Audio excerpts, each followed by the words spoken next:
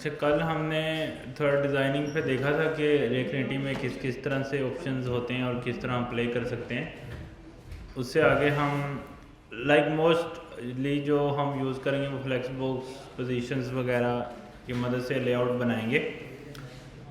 Next आज हमारा जो टॉपिक है, एक्सपो में हमने रेक नेविगेशन की थी, लेकिन वो ऑटोमेटिकली एक्सपो राउटर उसमें इंस्टॉल्ड हो जाता है जब हम एक्सपो इंस्टॉल करते हैं ना।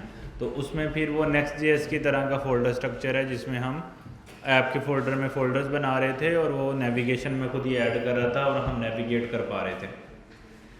लेकिन रेकनेटी में रिएक्ट जेएस की तरह ऐसे नेविगेशन नहीं होती है, तो हमें एक सेपरेट नेविगेशन का टूल यूज़ करना पड़ता है जिसको हम रेक नेविगेशन बोलते हैं। अच्छा, जब हम इस पर क्लिक करते हैं तो ये रीड डॉक करके एक बटन आ रहा है, इस पर हम क्लिक करेंगे। यहाँ पे गेटिंग स्टार्टेड का पेज आ जाएगा जिसके अंदर उसने अपनी सारी डिटेल जो है वो मेंशन की हैं कि आपको क्या क्या नॉलेज होना चाहिए इसको सेटअप करने के लिए और कौन से रिसोर्सेज जो हैं वो आपको हेल्प कर देंगे। अच्छा, अब अगर हम npm यूज़ कर रहे हैं तो ये वाली कमांड चलानी है, npm यान जो भी हम चीज़ यूज़ कर रहे हैं उसके रिलेटेड हम कमांड चला सकते हैं। तो मेरे ख्याल से हम प्रोजेक्ट के अंदर हमने पैकेज लॉग फाइल है। हमें कैसे पता लगता है कि हम इन तीनों में से कौन सा यूज़ कर रहे हैं, npm यान या pnp? उसकी लॉग फाइल हमारे पास होती है। अगर हम npm यूज़ कर रहे हैं तो package log dot JSON file होगी, अगर pnpm यूज़ कर रहे हैं तो pnpm लॉग फाइल होगी, और अगर हम यान यूज़ कर रहे हैं तो यान लॉग फाइल होगी। तो हम कोशिश करते हैं कि जो ऑलरेडी लॉग फाइल होती है हम उसी को यूज़ कर लेते हैं ताकि एक नई लॉग फाइल जनरेट ना हो और हमें एरर आने के कम चांसेस हों। अच्छा, अब हमारे पास जो है वो npm इंस्टॉल्ड है तो हम उसी की यूज़ करके कमांड इंस्टॉल करेंगे एज यूजुअल और उसको रन कर देंगे। npm install @rec navigation /native, ये इसकी एक कमांड है जो आपको इंस्टॉल कर देगा। अच्छा, उसके बाद वो कह रहा है कि ये लाइब्रेरी के साथ आपको 2 लाइब्रेरीज और भी इंस्टॉल करनी है यूज़ करने के लिए। तो React navigation is made of some core utilities, those are often used by navigator to create the navigation structure in your app. वो कह रहा है कि जो हमने ये वाली लाइब्रेरी इंस्टॉल की है ये बेसिक कोर फंक्शनैलिटी देती है, लेकिन उसके साथ की और अगर हमें फंक्शनैलिटीज़ चाहिए तो हमें एडिशनल चीज़ों को इंस्टॉल करना पड़ेगा। जैसे रेकनेटिव स्क्रीन है, रेकनेटिव सेव एरिया कॉन्टेक्स्ट है। तो इसको इंस्टॉल करने के लिए ये npm की कमांड यहाँ पे है, तो हम इसी को दोबारा रन कर लेंगे तो वो हमारे लिए जो है वो ये 2 लाइब्रेरीज भी इंस्टॉल कर देगा। अच्छा, उसके बाद if you are on Mac OS then मैंने आपको बोला। अच्छा, अब 2 चीज़ें हैं, कुछ लाइब्रेरीज़ की ना 2 तरह की टाइप्स हैं रेकनेटिव में। एक ऐसी लाइब्रेरीज़ होती हैं जो नेटिव लाइब्रेरीज़ होती हैं। नेटिव मतलब जो अपना कोड जो है ना वो iOS और एंड्रॉयड के फोल्डर के अंदर कहीं इंसर्ट करती हैं। जब हम उनको इंस्टॉल करते हैं ना तो वो जब हम उसको इंस्टॉल करेंगे तो वो समझो कोटलिन या जावा का कोड भी हमारे कोड में इंजेक्ट करेगा, और iOS के केस में स्विफ्ट या ऑब्जेक्टिव सी का कोड इंजेक्ट करेगा। अगर तो कोई भी लाइब्रेरी जो नेटिव कोड इंजेक्ट कर रही है हमारे प्रोजेक्ट के अंदर तो हमें अपना रीबिल्ड करना ज़रूरी है ऐप को, यानी npm रन iOS या npm रन एंड्रॉयड चलाना ज़रूरी है इन केस अगर हम नेटिव कोई भी लाइब्रेरी इंस्टॉल करते हैं। हाँ, अगर कुछ ऐसी लाइब्रेरीज हैं जो प्योर जावास्क्रिप्ट की बेस पे हैं जैसे मूवमेंट जेएस, डे जेएस, वो ऐसी लाइब्रेरीज हैं जिसके अंदर कोई भी नेटिव कोड नहीं है, यानी वो सिर्फ प्योरली जावास्क्रिप्ट की लाइब्रेरी है। तो प्योर जावास्क्रिप्ट की लाइब्रेरी के लिए हमें रीबिल्ड करने की ज़रूरत नहीं होती। हम npm इंस्टॉल जैसे रिएक्ट में करते हैं, npm इंस्टॉल और कोड करना शुरू कर देते हैं तो खुद ही चल जाता है। लेकिन अगर नेटिव लाइब्रेरी होगी तो फिर हमें इंस्टॉल करना दोबारा से रीबिल्ड करना ज़रूरी है, और इसमें टाइम भी ज़्यादा लगेगा। जैसे हम प्रोजेक्ट बनाते हैं तो फर्स्ट टाइम पे जब बिल्ड करते हैं तो हमें ज़्यादा टाइम लगता है ना, लेकिन सेकंड टाइम वो क्विकली रन कर देता है। तो इसी तरह जब हम कोई लाइब्रेरी इंस्टॉल करेंगे तो वो रीबिल्ड में ज़्यादा टाइम लेगा। सही है, तो ऑलवेज हमें रीबिल्ड करने की ज़रूरत नहीं है क्योंकि रीबिल्ड करने में टाइम लगता है। npm रन एंड्रॉयड, अब लेट्स सपोज अगर आपने एक बिल्ड बनाया हुआ है, ठीक है, अब आप उसको चलाना चाहते हो तो आपको npm रन एंड्रॉयड करने की ज़रूरत नहीं है। npm रन एंड्रॉयड करेंगे तो वो क्या करेगा, वो सारा बिल्ड दोबारा बनाएगा, वो 10-15-20 मिनट लेगा। अगर हमें ऑलरेडी चीज़ें हमारे पास हैं और हमने दोबारा से उसको रीस्टार्ट करना है तो हमारे पास एक ऑप्शन है, ये जो बंडल है ना, एक्चुअली ये जब रन होता है ना npm ये वाला बंडलर, उससे हम अपना प्रोजेक्ट रन कर पाते हैं। तो अगर लेट्स सपोज मैंने इसको क्लोज कर दिया तो इसका मतलब है कि मैंने अब सिस्टम को रीस्टार्ट किया। अब मैंने अगर बिल्ड नहीं बनाना और ऐप चलानी है तो मैं क्या करूँगा, npm स्टार्ट, ठीक है, तो वो क्या करेगा, ये बंडलर ओपन कर देगा। अब जब इसने बंडलर ओपन कर दिया तो अब मैं अपनी ऐप के अंदर जाऊँगा यहाँ पे, और उसकी जो है ना वो ढूंढूंगा, उसकी जो फाइल की एक्सटेंशन है ना, जैसे CLI.apk जो भी हमने पैकेज नेम रखा होगा वो ढूंढूंगा। अब मैं जैसे इस पे जाके हिट करूंगा तो ये क्या करेगा, यहाँ से उसको दोबारा लोड कर लेगा। समझ आई? लाइक हमने npm रन एंड्रॉइड नहीं चलाया, उससे क्या हुआ, हमारा कितना टाइम बच गया। हमने npm स्टार्ट अंदर से जाके APK पे क्लिक किया, वो दोनों आपस में कनेक्ट हो गए। अब अगर हम npm रन एंड्रॉइड करते तो उसने बिल्ड करने बैठ जाना था, और बिल्ड करने में टाइम का ज़्यादा होता है। तो मैं आपको ये, अगर तो कोई नेटिव लाइब्रेरी जब तक हम प्रोजेक्ट में नहीं कर रहे इंस्टॉल दोबारा, तो आप सिर्फ npm स्टार्ट की कमांड और जाके अपनी ऐप जिस भी आपने सिमुलेटर या फ़ोन में इंस्टॉल की होगी उसमें जाके आप हिट करेंगे तो दोनों कनेक्ट हो जाएंगे, आपका बिल्ड टाइम बच जाएगा। लेकिन अगर आपने कोई लाइब्रेरी इंस्टॉल की है तो फिर आपको रीबिल्ड करना ज़रूरी है, यानी npm रन एंड्रॉइड जब तक दोबारा नहीं चलाएंगे या npm रन iOS नहीं चलाएंगे तो प्रोजेक्ट चलेगा नहीं, ठीक है। अच्छा, अब iOS के अंदर या एंड्रॉइड के अंदर हमें फिर एक और काम करना होता है। अगर हम नेटिव कोई लाइब्रेरी इंस्टॉल करें तो नेटिव लाइब्रेरी के लिए क्या होता है कि मैंने बोला कि उसमें वो जाके नेटिव में कोड रखता है, यानी जब हमने कोई नेटिव लाइब्रेरी करेंगे इंस्टॉल तो वो करेगा क्या कि वो iOS के फोल्डर में और एंड्रॉइड के फोल्डर में जाके अपना कोड इंजेक्ट करेगा। अब हो सकता है कि वो जो कोड इंजेक्ट किया है वो किसी दूसरी लाइब्रेरी पे डिपेंड कर रहा हो, तो हमें उसके भी पैकेजेस को अपडेट करना होता है, नेटिव पैकेजेस को। तो नेटिव पैकेजेस को हम कैसे इंस्टॉल करते हैं, मैंने आपको बताया था। iOS के केस में नेटिव पैकेजेस का बंडल कौन सा है, मैनेजर कौन सा है iOS के केस में? iOS के केस में हमने डिस्कस किया था कि जो नेटिव लाइब्रेरीज इंस्टॉल होती हैं वो होती हैं पोड फाइल से।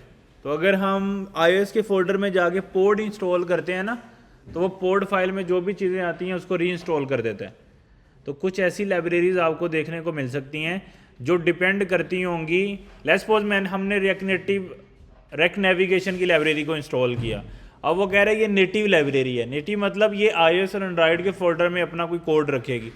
अगर ये अपना कोड वहाँ पे रख रही है और हो सकता है कि वो कोड किसी नेटिव लाइब्रेरी पे डिपेंडेंट हो, तो उस केस में फिर मुझे उनका लोकल वाला पैकेज जैसे हम npm इंस्टॉल करते हैं ना, ऐसे हमें जाके पोड इंस्टॉल करना ज़रूरी है। इसी तरह एंड्रॉइड के अंदर जिम इंस्टॉल करना ज़रूरी है ताकि वो वाली लाइब्रेरीज जो नेटिव में है वो भी इंस्टॉल है।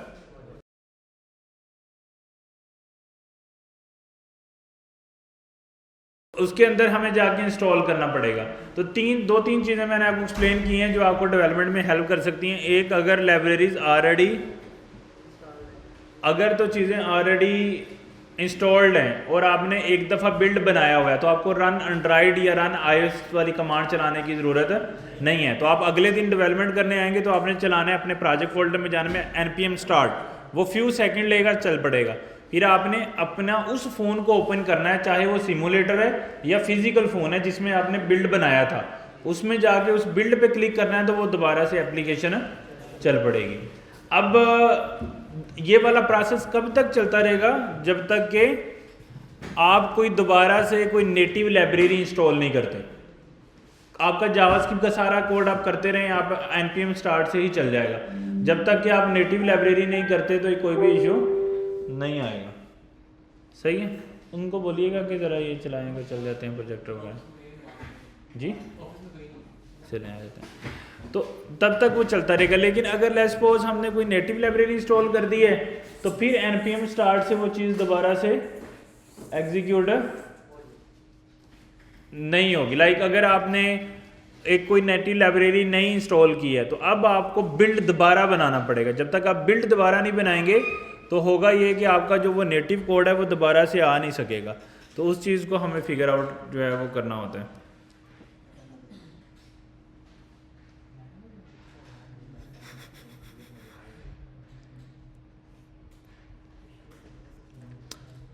तो टेक्निकली जो बात फिर हमें समझ में आई कि जब हम बिल्ड बनाते हैं ना, टेक्निकली जो हमारा एंड्रॉयड और आईओएस का फोल्डर होता है ना, उसमें जो कोड होता है वो हमारे फ़ोन में शिफ्ट होता है। तो अब एक आपने नई लाइब्रेरी इंस्टॉल की, उसने मजीद नेटिव कोड रख दिया। अब वो वाला कोड तो आपके फ़ोन के अंदर नहीं है ना, वो कोड आपके प्रोजेक्ट के फोल्डर के अंदर है। अब उसको दोबारा फ़ोन में पहुंचाने के लिए आपको दोबारा npm run एंड्रॉयड चलाना पड़ेगा, और वो फिर बिल्ड टाइम 10-15-20 मिनट जो है वो कंज्यूम कर सकता है। अच्छा, इतनी बात आप लोगों को समझ आ गई। तो अगर उसने बोला है कि आप पोड को इंस्टॉल करो, तो इसका मतलब ये है कि उसने कोई नेटिव कोड दोबारा से इसमें ऐड किया है, तो हमें दोबारा पोड इंस्टॉल करना पड़ेगा अगर हमने iOS की एप्लीकेशन चलानी है। हाँ, ये नहीं, ये जब भी देखो, मैं आपको बात समझा रहा हूँ कि लॉजिक को अंडरस्टैंड करो ना, कि लाइब्रेरीज की दो टाइप्स हैं। एक ऐसी लाइब्रेरी जो प्योरली जावास्क्रिप्ट बेस है, उनमें तो बस आपने लाइब्रेरी इंस्टॉल की, npm स्टार्ट चल रहा है, कुछ भी करना नहीं है, आपका प्रोजेक्ट चलता रहेगा। अब कुछ ऐसी लाइब्रेरीज हैं जो अपना कोड iOS और एंड्रॉयड के फोल्डर में इंजेक्ट करती हैं, ला के उसके अंदर रखती हैं, उसको अंदर लिंक करती हैं। अच्छा, ये पहले मैनुअल लिंक होता था, अब ये ऑटो लिंक हो गया, वो खुद ही कोड उसके अंदर रख देती हैं। अब लेट्स सपोज उसने कोड रख दिया, अब आपने एक बिल्ड बनाया हुआ है, वो आपके फ़ोन के अंदर है, और आपके पास iOS और एंड्रॉयड के फोल्डर के अंदर नया कोड आ गया। जब हम बिल्ड बनाते हैं तो एंड्रॉयड iOS के फोल्डर में जो भी कोड होता है वो फ़ोन में शिफ्ट करता है। लेकिन अब लेट्स सपोज आपके पास एक नया कोड आ गया, अब जब नया कोड आ गया तो वो आपके फ़ोन के अंदर नहीं है। तो जब वो आपके फ़ोन के अंदर नहीं है तो फिर क्या होगा कि हमें दोबारा npm run एंड्रॉयड करना पड़ेगा। जब हम दोबारा npm run एंड्रॉयड करेंगे तो होगा ये कि वो जो भी कोड नया आया है iOS एंड्रॉयड के फोल्डर में, वो शिफ्ट हो जाएगा हमारे फ़ोन में। उसके बाद फिर npm स्टार्ट चलता रहेगा जब तक कि आप कोई नई लाइब्रेरी इंस्टॉल नहीं करते। लॉजिक समझ आइए आपको? तो जब भी हम कोई नई चीज़ इंस्टॉल करें तो फिर हमें ये चीज़ जो है वो करनी पड़ती है, अदरवाइज़ हमें करने की ज़रूरत नहीं है। तो इस केस में अगर हम कोई नेटिव लाइब्रेरी करते हैं, अगर नेटिव नहीं करते तो इशू नहीं है। अच्छा, वो करना कैसे है? अगर हम मैनुअली उसका फ्लो देखें तो आप cd iOS के अंदर जाते हैं और पोड इंस्टॉल लिखते हैं। इससे क्या कर रहा है वो पोड इंस्टॉल करने लग गया है। यानी पोड इंस्टॉल करने का क्या मतलब है कि iOS की जो लाइब्रेरीज हैं वो पोड फाइल से, उनके पोड फाइल में उनके नाम लिखे होते हैं कि कौन कौन सी लाइब्रेरीज में मेरे iOS का प्रोजेक्ट डिपेंडेंट है। तो वो उन लाइब्रेरीज को इंस्टॉल करना शुरू करता है प्रोजेक्ट। जिसमें पैकेजेशन में npm इंस्टॉल लिखते हैं, ऐसे पोड इंस्टॉल, क्योंकि पोड पैकेज मैनेजर है iOS के लिए।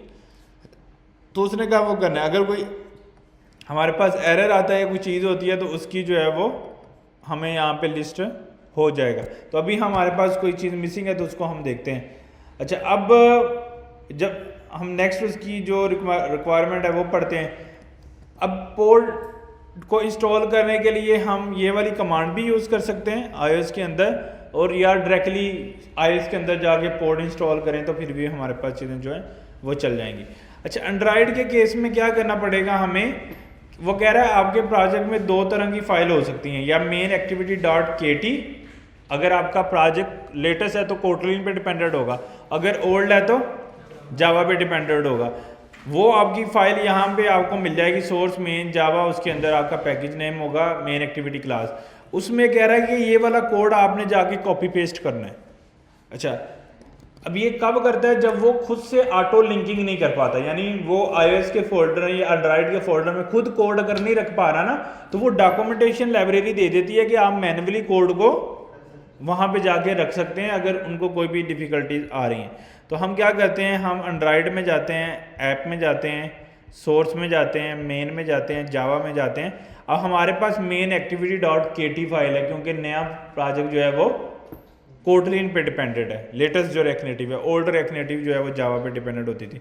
वो कह रहा है यहाँ पे एक क्लास होगी जिसका नाम मेन एक्टिविटी है, वो है वहाँ पे। वो क्या कह रहा है कि हमने अपना कोड जो है ये वाला ओवरराइड फन ऑन क्रिएट, इसको कह रहा है कि हम जाके रख दें। तो यहाँ पे कुछ ओवरराइड ऑलरेडी हुए हैं, उनके नीचे हम अपना कोड भी रख देते हैं।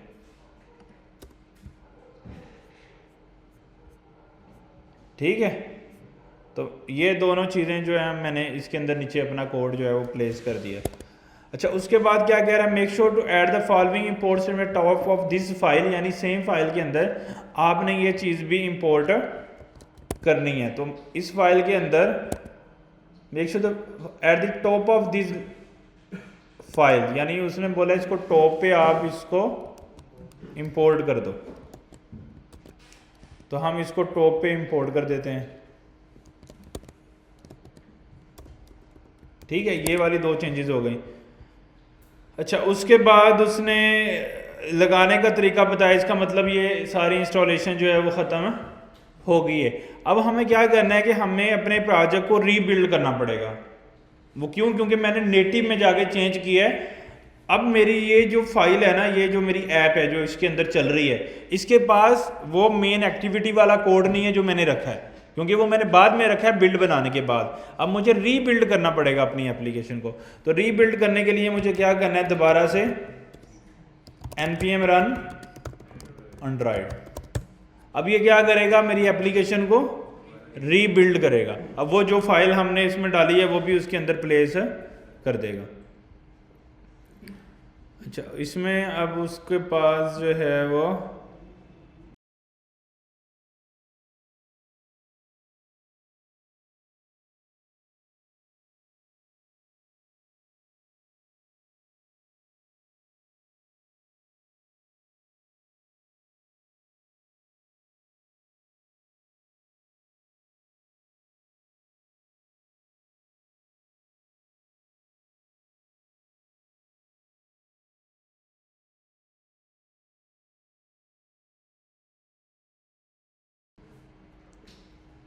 तो अब वो दोबारा से रीबिल्ड कर रहा है। तो रीबिल्ड करने में फिर उसको टाइम लगेगा सारी चीज़ों को, क्योंकि हमने नेटिव में कोड किया है। तो ये लॉजिक समझे, जब भी नेटिव में कोड करेंगे तो रीबिल्ड में टाइम लगेगा। लेकिन अगर आप वैसे जावास्क्रिप्ट की लाइब्रेरी कर रहे हैं, या आप कल को हमने आज डेवलपमेंट की, हम कल अगेन डेवलपमेंट करना चाह रहे हैं, तो फिर आपने रीबिल्ड नहीं करना। रीबिल्ड जब भी करेंगे तो आपको टाइम ज़ाया होगा आपका। तो आपने जस्ट npm स्टार्ट से काम चला लेना ताकि आपका वक्त ज़ाया ना हो। ये डिपेंड करेगा हर सिस्टम, लैपटॉप पे और इंटरनेट की स्पीड पे, क्योंकि कुछ ग्रेडल जो है वो रन टाइम पे चीज़ों को डाउनलोड कर रहा होता है। तो ये इतना सेटअप इंस्टॉल हो रहा है। होपफुली अगर कोई एरर नहीं आता तो हम नेक्स्ट मूव कर सकते हैं। तो नेक्स्ट मूव करने के लिए हेलो रेक नेविगेशन की तरफ जाना पड़ेगा। अच्छा, अब इसकी कुछ लाइब्रेरीज और भी हैं, यानी समझो कि रेक नेविगेशन के अंदर एक तो कोर लाइब्रेरी हमने इंस्टॉल कर ली है। इसी तरह हर एक की अलग-अलग लाइब्रेरी भी है कि हमने किस तरह की नेविगेशन यूज़ करनी है। जैसा कि हमने साइड वाली मेन्यू वाली लाइब्रेरी नेविगेशन इस्तेमाल करनी है जिसको रेक मॉडल बोलते हैं, या हमने टैब नेविगेशन यूज़ करनी है, या हमने सिंपल स्टैक मतलब एक स्क्रीन के ऊपर दूसरी स्क्रीन, तीसरी स्क्रीन, वो कोई टैब नेविगेशन ना हो, या कोई वो रेक्ट मॉडल यानी साइड से मॉडल अपीयर ना हो, ऐसे साइड बार ना आए, वो वाली नहीं यूज़ करनी। तो हर एक के लिए लहदा लाइब्रेरीज हैं जो हमें यूज़ करनी है। तो हम जो है वो रेक नेविगेशन जो है वो नेटिव स्टैक जो लाइब्रेरी है उसको पहले इंस्टॉल करेंगे, उसके बाद फिर बाकी जो इसके अंदर ऑप्शंस हैं उनको ट्राई आउट करेंगे। तो अभी स्टिल मैंने बोला ना आपको फर्स्ट टाइम दोबारा बिल्ड करने में टाइम लेगा, थोड़ा टाइम लेगा। उतनी देर में हम बाकी का कोड मुकम्मल कर लेते हैं ताकि जब वापस आएँ तो वो इंस्टॉल हुआ हो। ये चीज़ इंस्टॉल करनी है वो हम बाद में करते हैं, बिल्ड हमारा बन जाए। उसके बाद ये वाली एक चीज़ लाइब्रेरी इंस्टॉल करनी है। अच्छा, उसके बाद वो क्या कह रहा है कि आपके ने करना ये है कि एक ऑब्जेक्ट क्रिएट करना है और उस ऑब्जेक्ट के अंदर आपने ये दो चीज़ें इंपोर्ट करनी है। तो हमें पता है कि हम नेविगेशन का सेटअप कहाँ पे करते हैं, नॉर्मली अपने कोड में जाते हैं, सोर्स में जाते हैं और नेविगेशन में जाते हैं। यहाँ पे एक फ़ाइल बना लेंगे और उसको बोल देंगे navigation.tsx, और उसके अंदर हम ये दो चीज़ों को इंपोर्ट कर लेंगे, रेक नेटिव और नेटिव स्टैक लाइब्रेरी जो है वो, जो ये हमने पहले इंस्टॉल की थी, ये अभी हमने इंस्टॉल नहीं की, तो इसको हम कर लेंगे, इसीलिए वो एरर भी दे रहा है। अच्छा, उसके बाद वो कह रहा है कि ये वाला एक काम आपने करना है, ये 2 लाइनों का कोड आपने कॉपी करना है। तो उन 2 लाइनों का कोड भी हम उसके नीचे जो है यहाँ पे प्लेस कर देते हैं। अब होम स्क्रीन जो है वो हमें बनानी पड़ेगी, तो हमने स्क्रीन्स में कुछ स्क्रीन्स बनाई थी, होम है ना उसमें, तो हम उसी स्क्रीन को यहाँ पे इंपोर्ट कर लेते हैं। होम स्क्रीन, होम था ना, तो ये होम को हमने यहाँ से इंपोर्ट कर लिया, ठीक है। अच्छा, अब इसी तरह अगर हमने अबाउट और कोई स्क्रीन बनाई थी, प्रोफाइल भी बनाई थी, तो प्रोफाइल को भी रख लेते हैं नेविगेशन में। तो यहाँ पे हमारे पास जो है वो प्रोफाइल वाली स्क्रीन भी मेरे पास आ जाएगी। अब इस नेविगेशन को मैं यहाँ से एक्सपोर्ट कर देता हूँ। ये जो नेविगेशन मैंने क्रिएट की है ना, तो इसको मैं यहाँ से सिंपली एक्सपोर्ट कर देता हूँ, ठीक है। तो इसमें अगर हमने क्या किया है, दो तो फंक्शन इंपोर्ट किए हैं, क्रिएट स्टैटिक नेविगेशन और क्रिएट नेटिव स्टैक नेविगेशन। तो क्रिएट नेटिव स्टैक के अंदर एक ऑब्जेक्ट जाएगा स्क्रीन्स, उसमें आपकी जितनी स्क्रीन्स हैं वो आप ऐड कर लेंगे। इसी सिमिलर वे में हमने रिएक्ट उसमें भी नहीं, रिएक्ट डोम क्या नाम था उसका, रिएक्ट राउटर डोम में भी किया था। तो सेम वही स्टैक में, यानी हम ऑब्जेक्ट में अपनी स्क्रीन ऐड कर जा रहे हैं। उसके बाद हमने ये वाली जितनी भी स्क्रीन क्रिएट की हैं, ये एक और फंक्शन को दे दी हैं, क्रिएट स्टैटिक नेविगेशन, और उसके पास ये नेविगेशन का मेरे पास एक वेरिएबल आ गया, उसको मैंने एक्सपोर्ट कर दिया। तो हम अपनी app.js में जाएंगे यहाँ पे, और यहाँ पे जो सिंपल मेरा फ्लो चल रहा था tx, इसको मैं क्या कर दूंगा, यहाँ पे वो जो नेविगेशन मैंने नेविगेशन में बनाई है वो वाला कंपोनेंट इधर कॉल कर दूंगा, ठीक है। तो हमने ऐसे किया था ना कि जो हमारी मेन ऐप फाइल थी उसमें हमने नेविगेशन कॉल कर देते हैं, फिर नेविगेशन के अंदर सारी स्क्रीन्स ले आते हैं, और फिर स्क्रीन्स के अंदर कंपोनेंट रीयूज हो जाते हैं, या कंपोनेंट्स के अंदर कंपोनेंट रीयूज होते हैं। तो उसी तरह के फ्लो के अंदर हमने इसको भी सारा मैनेज कर लिया। तो अब देखते हैं कि हमारा बिल्ड बन गया, इसका मतलब कोई भी एरर नहीं आया, हमारी कन्फिग्रेशन ठीक हो गई। आपने हमेशा कन्फिग्रेशन करनी है गेटिंग स्टार्टेड पेज से, क्योंकि उसमें चीज़ें बदलती रहती हैं। अभी हमने 2 मंथ पहले हमने किया था इसमें सेटअप, तो तब ये स्टैटिक नेविगेशन भी नहीं थी रिएक्ट नेविगेशन में, तो अभी ये भी आ गई है। जब इसका 6 वर्जन था, अब 7th में इन्होंने ये नया चीज़ें स्ट्रक्चर चेंज कर दिया। तो ये थोड़ी थोड़ी देर बाद स्ट्रक्चर चेंज होता रहता है, तो हम उसकी डॉक्यूमेंटेशन से अगर फॉलो करेंगे तो इशू नहीं आएगा हमें। अच्छा, अब इसी के अंदर हमें ऊपर वाली 2 चीज़ें इंस्टॉल करनी थी, वो हम कर लेते हैं ताकि हमारा प्रोसेस जो है वो चल पड़े आगे। अब होपफुली इसके अंदर उसने बोला तो नहीं है कि हमें रीबिल्ड करना है, ऐसे ही है ना, कहीं पे रीबिल्ड का नहीं बोला। तो हम बगैर रीबिल्ड भी काम करने की कोशिश करते हैं, लेकिन एक काम हम कर सकते हैं, जो हमारा ये चल रहा था ना npm स्टार्ट वाला, उसको मैंने बंद करके सर्वर को दोबारा चला दिया, क्योंकि एक दफ़ा फ्रेश चल पड़े। तो अब हम क्या करते हैं, यहाँ पे जाते हैं और यहाँ पे जाके अपनी जो एप्लीकेशन थी CLI उसको हिट करते हैं। अच्छा, अब ये चल रही है अब होपफुली, लेकिन इधर एम्प्टी आ रहा है। अब हमें देखना है कि हमारा जो नेविगेशन का फ्लो है वो प्रॉपरली, कोई एरर तो शो नहीं हो रहा, अगर होता तो कोई एरर भी आता तो इसका मतलब है चीज़ें तो सही चल रही हैं, लेकिन हमारी नेविगेशन को हमें स्टार्ट में रन करना है। अच्छा, ये हमारी स्क्रीन्स आ गई, और उसके बाद जो है हमारे पास नेविगेशन को हमने ऐप के अंदर कॉल कर दिया, ऐसे किया ना हमने भी, नेविगेशन को ऐप में कॉल कर दिया है, रूट के अंदर वो स्क्रीन का जो फंक्शन था वो हमने सेट कर लिया। अच्छा, अब नेक्स्ट जो है वो हमने इसके अंदर इनिशियल राउट नेम, मतलब पहली स्क्रीन हमने कौन सी चलानी है वो बताना है उसको। तो पहली स्क्रीन हम चलाना चाह रहे हैं होम की, तो इसकी कॉन्फ़िगरेशन स्क्रीन से ऊपर कॉन्फ़िगरेशन आ रही है, तो पहली स्क्रीन में हमने होम जो है वो प्लेस कर दिया। अच्छा, उसके बाद जो है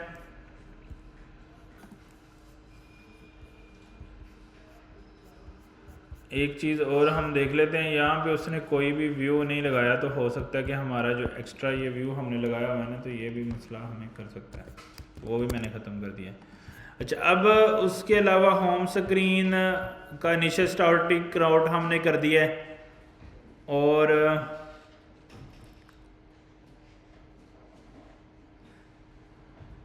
to specify the option we change how we specified screen component instead of specific screen. अच्छा, अगर वो कह रहा है कि एक्स्ट्रा हमने अगर इसके अंदर अपने और भी प्रॉप पास करने हैं, जैसे ऑप्शंस का टाइटल चीज़ें, वो हम कर सकते हैं, बट अभी हमें वो ज़रूरत कोई ख़ास नहीं है। तो मूविंग बिटवीन स्क्रीन, तो स्क्रीन्स में मूव करने के लिए यूज़ नेविगेशन की हमारे पास हुक है, उसमें से हमें नेविगेशन मिल जाएगी, तो नेविगेशन डॉट नेविगेट आगे हम स्क्रीन का नाम लिखेंगे। लेकिन यहाँ पे अब हमारे पास आ रहा है होम भी, और ये होम वाली स्क्रीन जो हमने सेट की थी। अब ये बाय डिफ़ॉल्ट हेडर आ जाता है। ये हेडर कौन देता है? React navigation. यानी रेक नेविगेशन के जब हम स्क्रीन देंगे ना तो ऑटोमेटिकली ये वाला हेडर वो हमें दे देगा।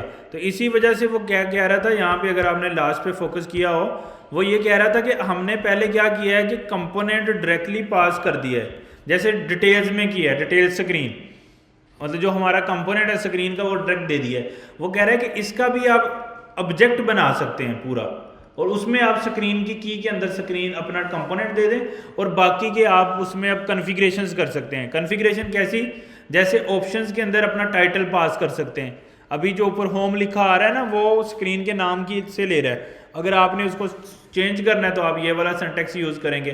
तो लेट्स सपोज अगर मैं इसको यूज़ करता हूँ तो मुझे क्या करना पड़ेगा, यानी होम जो टाइटल आ रहा है उसको अगर हमें चेंज करना है तो हमें क्या करना पड़ेगा कि यहाँ होम की बजाय ऑब्जेक्ट, उसमें फिर स्क्रीन, और उसके बाद नेविगेशन ऑप्शन में टाइटल, और टाइटल के अंदर था होम टाइटल। अगर हम लिखें सॉरी ये ज़्यादा नहीं हो गया, सिर्फ ऑप्शंस थे। ऑप्शंस के अंदर टाइटल और होम टाइटल आ रहा है ना। अब होम टाइटल आ गया। तो टाइटल कैसे चेंज किया मैंने, यहाँ पे इसका ऑब्जेक्ट बना लिया, रेदर देन कि मैं डायरेक्टली उसको पास करता उसको, ताकि मेरे पास एक ऑब्जेक्ट बन गया, मैं उसमें सारी कीज़ जो हैं वो पास कर सकता हूँ। इसमें मेरे पास होना चाहिए एक टाइटल, पैरम का तो है, हाइड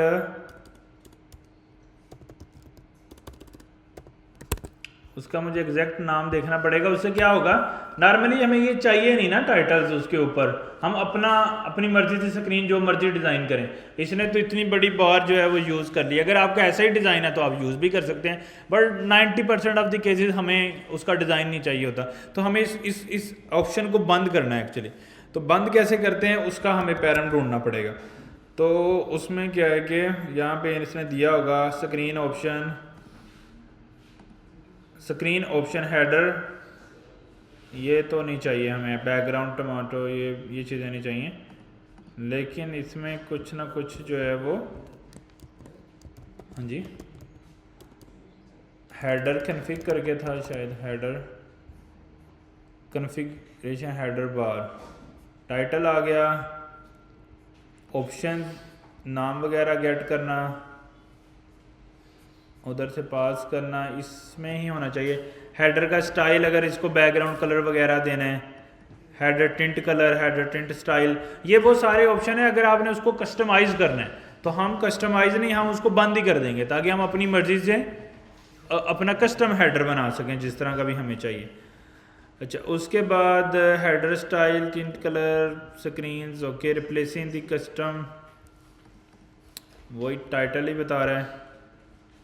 यहाँ पे कोई आपको हाइड करने के मतलब या हिडन करने के config,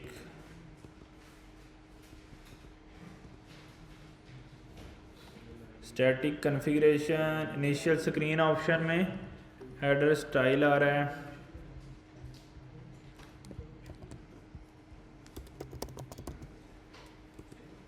header shown, screen option के अंदर है हेडर शोन, और उसको हमने क्या करना है, फॉल्स। तो इसको हम जाके डालेंगे स्क्रीन ऑप्शंस के अंदर रूट पे, और हेडर शोन को क्या कर देंगे, फॉल्स। तो हम देखते हैं अब हेडर हमारा चला गया। ठीक है, तो टेक्निकली हमें ये स्क्रीन ऑप्शन में हेडर शो को फॉल्स ही करना पड़ता है, क्योंकि हर स्क्रीन पे एक कस्टम हेडर ही हमारा ऑलमोस्ट होता है। तो इसलिए हमने इसको ख़त्म ही कर दिया ताकि हेडर वाला चक्कर ही ना हो। लेकिन अगर आप उसी का कस्टम हेडर यूज़ करना चाहते हैं, और वो भी बहुत सारी कस्टमाइजेशन दे रहा था, कलर चेंज करने की, उसकी पोजीशन, और बहुत सारे डिफरेंट ऑप्शंस, अगर आप ट्राई करना चाहते हैं तो कर सकते हैं, बट अभी के लिए ओके। अब हमने 2 स्क्रीन्स भी डालनी है नेविगेशन के अंदर, और हमारी ऐप के अंदर नेविगेशन भी चल रही है। तो अब हमें इसको नेविगेट करना है, यानी एक स्क्रीन से दूसरी स्क्रीन के अंदर जाना है। तो जाने के लिए डेफिनेटली कोई बटन, कोई आइकन, कुछ तो लगाना पड़ेगा ना एक स्क्रीन से दूसरी स्क्रीन जाने के लिए। तो वो हम क्या करते हैं, हम होम स्क्रीन में आते हैं, और वहाँ पे एक हेडर की जगह यहाँ पे यूज़ कर लेते हैं एक बटन यूज़ कर लेते हैं या टचेबल ओपेसिटी यूज़ कर लेते हैं। तो टचेबल ओपेसिटी और इसको हमने बंद कर दिया और यहाँ पे गो टू प्रोफाइल करके मैंने डाल दिया। ठीक है, इस पर क्लिक करेंगे तो गो टू प्रोफाइल, लेकिन मैंने ऑन प्रेस में अभी कुछ लिखा नहीं था तो उसने तरीकाकार बताया था। क्या था कि आपको नेविगेशन यूज़ नेविगेशन की हुक मिल जाएगी रेकर्ड नेविगेशन नेटिव में से, उसमें से आपने उसको ले लेना है और फिर फंक्शन कौन सा है, नेविगेशन डॉट नेविगेट, और उसमें आपने नाम दिखना है जैसे होम, और वो फिर वहाँ पे नेविगेट करेगा। हम ऑलरेडी भी होम में ही हैं शायद, नेविगेशन डॉट नेविगेट ही था या नहीं,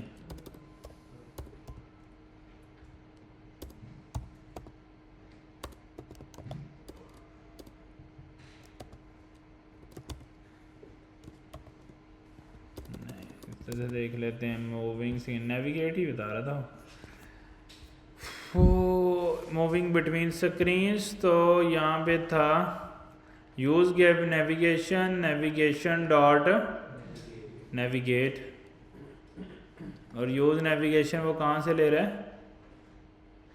रेक नेटिव से, क्रिएट स्टैटिक नेविगेशन।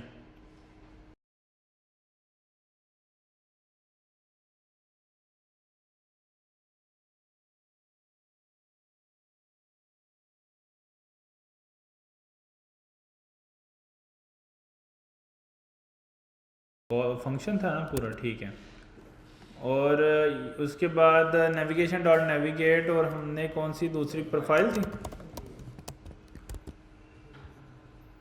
अब होपफुली जाएगा। ठीक है, और दोबारा आएंगे हम होम प्रोफाइल के अंदर और वहाँ से लगा देंगे home, go to home, touchable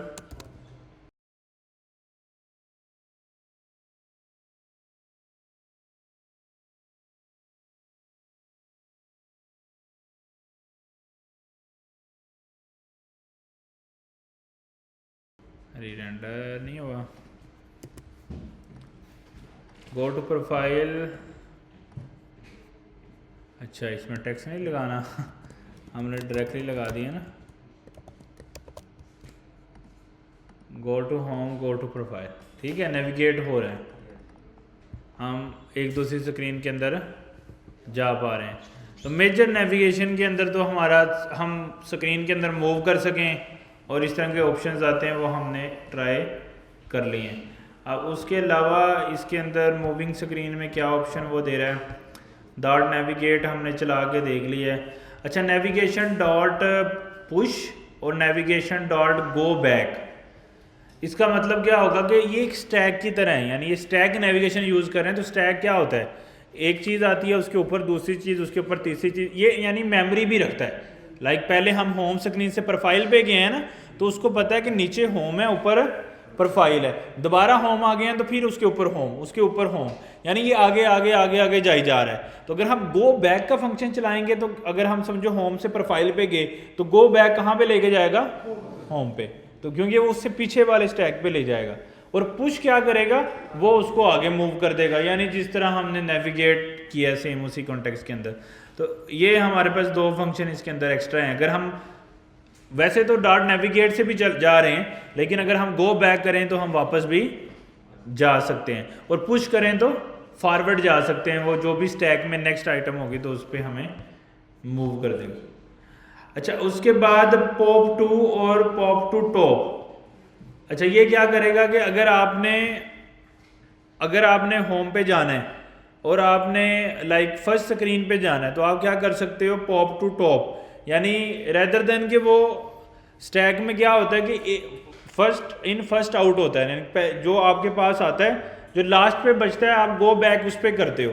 अगर आप पॉप करोगे तो ये उल्टा चलने लग जाएगा, और आप अगर पॉप टू टॉप करोगे तो जहाँ से आपको शुरू किया था ये वहाँ पे ले जाएगा।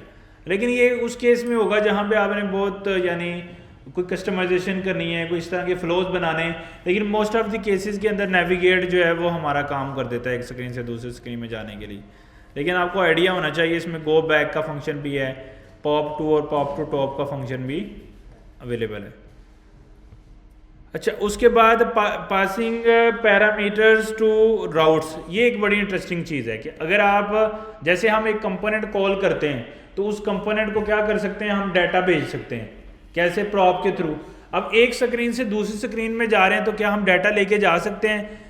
हम लेके जा सकते हैं। तो ये रेक राउटर डोम में भी ये ऑप्शन अवेलेबल है कि हम अपना पैरम जो है वो साथ में भेज सकते हैं। तो उसका सिंटेक्स क्या है? नेविगेट के अंदर पहले पैरामीटर में नाम आ जाएगा, दूसरे में ऑब्जेक्ट आ जाएगा जो आपने भेजना है।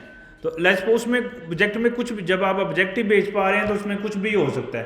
तो पहले पैरामीटर में नाम और दूसरे में ऑब्जेक्ट, उसमें आप डाटा में पूरा ऑब्जेक्ट भेज दें या डाटा फ्रॉम माई प्रोफाइल, इस तरह से कोई की डिफाइन कर दें।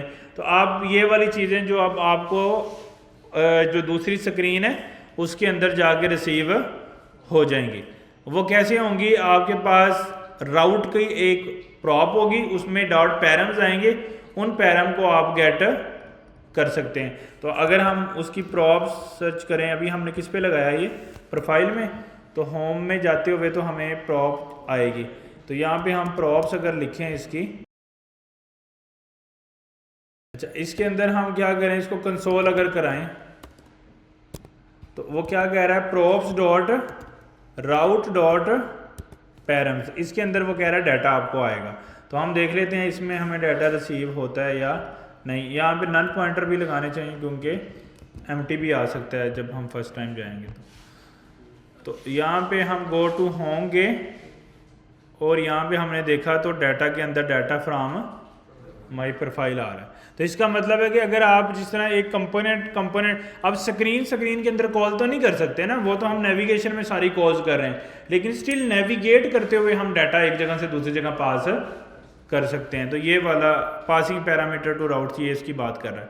हेडर वाला हमने देख लिया है, हेडर की मोस्टली हम खुद से कन्फिगर करेंगे। अगर आप कन्फिगर करना चाहते हो, उसी का कस्टमाइज करना चाहते हो, तो इसमें ये सारे ऑप्शन जो हैं वो दे रहा है, उसकी हमें ज़रूरत जो है वो नहीं है।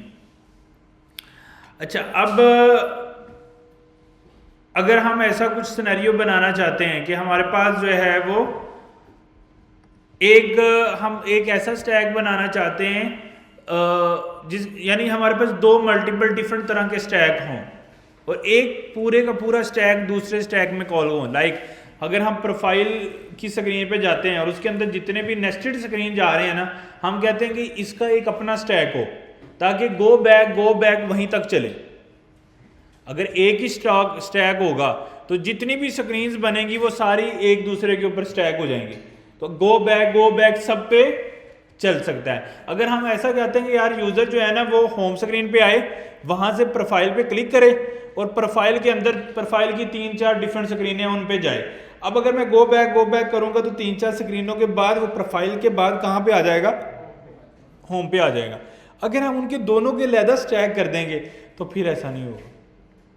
फिर क्या होगा कि वो जब प्रोफाइल के स्टैक ख़त्म हो जाएगा तो उससे मज़ीद गो बैक नहीं चल सकता, क्योंकि उसके बाद तो कहीं पे हम जा ही नहीं सकते। और एक और यूज़ केस क्या हो सकता है अगर हमें मल्टीपल स्टैक बनाने हैं, वो ये लेट्स सपोज हमारे पास 2 डिफरेंट टाइप के यूज़र हैं हमारी सेम ऐप के अंदर, एक एडमिन यूज़र है, एक नॉर्मल यूज़र है।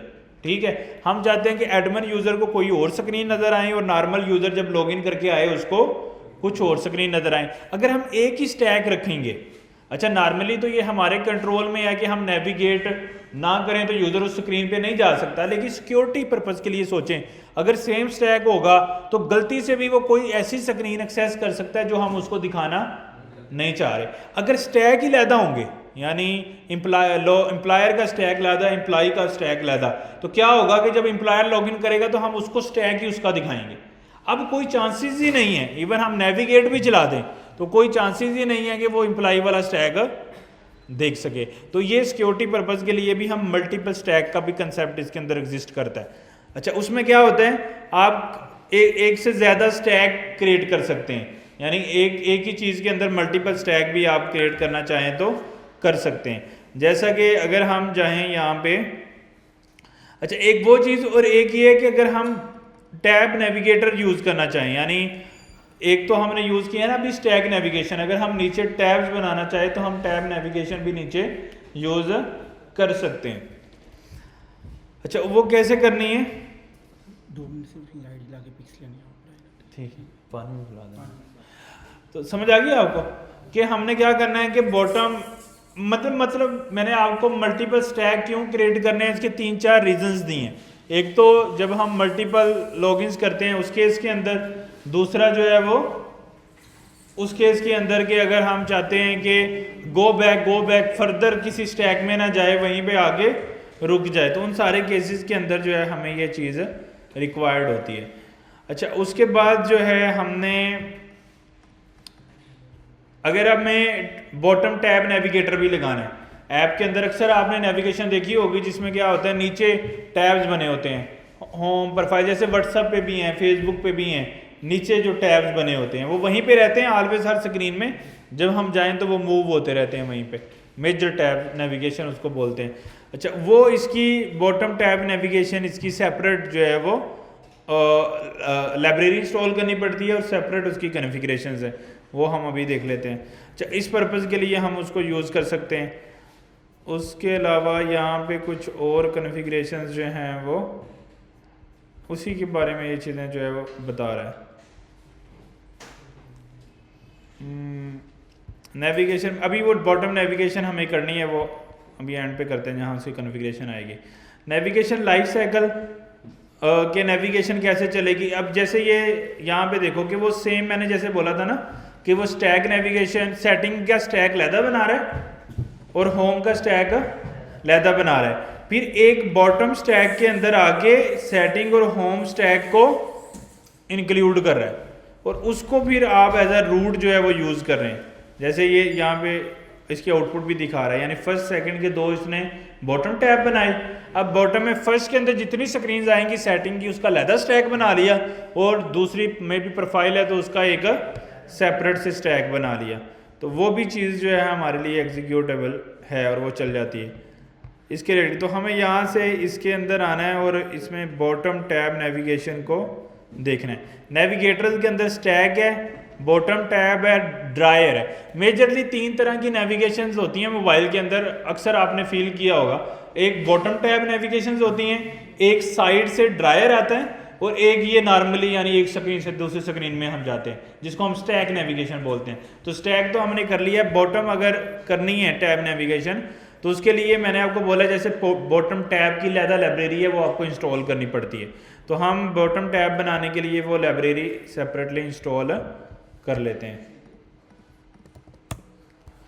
अच्छा, ये करने के बाद फिर वो क्या कह रहे हैं, नहीं अगर होती तो वो नीचे कह देता कि पोर्ट इंस्टॉल या रीबिल्ड करें npm स्टार्ट। अब उसने नहीं बताया तो मोस्ट प्रोबेबली ये जावास्क्रिप्ट की लाइब्रेरी है।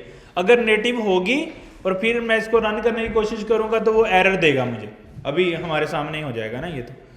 अच्छा, अब हमने टैब्स वाला बनाना है तो उसको हम बना लेते हैं। अच्छा, टैब वाला कैसे बनाना है, जिस तरह हमने इंपोर्ट किया था ना नेविगेशंस के अंदर,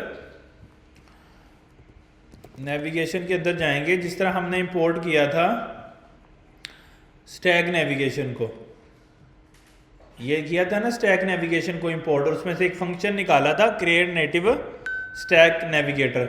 इसी तरह का इसका एक फंक्शन है क्रिएट बॉटम टैब नेविगेटर और उसकी वो अपनी लाइब्रेरी में से इंपोर्ट होगा, ठीक है।